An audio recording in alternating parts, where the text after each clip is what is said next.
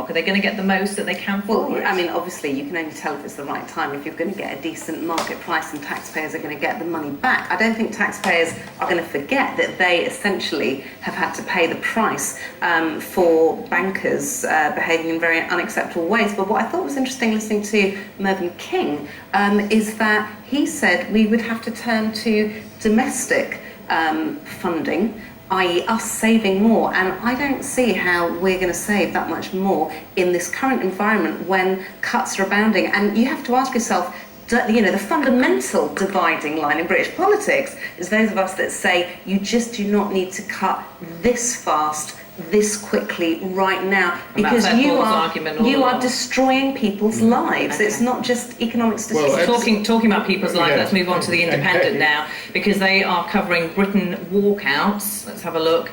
This is all the different public sector workers who are going to go on strike here. You can see different pictures of them there. 750,000, Una King.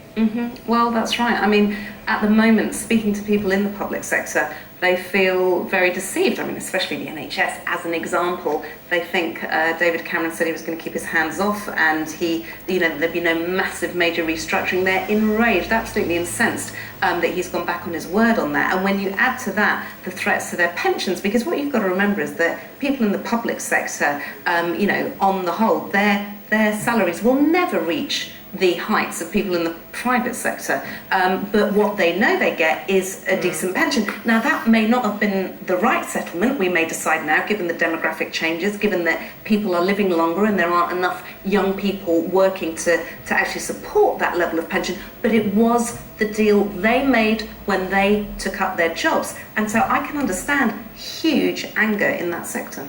Things change though, don't they? Well, things change. The last 10 years, under Labour, for good or ill, in many ways very good, because nurses were paid so badly, for example. Public pay did catch up with the private sector, but they've still got the very, very good pensions. There's two Britons at work here. The one Britain is the private sector, which lost its decent pensions many years ago, and where there isn't that much sympathy, I'm afraid, for the public sector workers, and that's going to be a very important factor and will not help them, I'm afraid to say.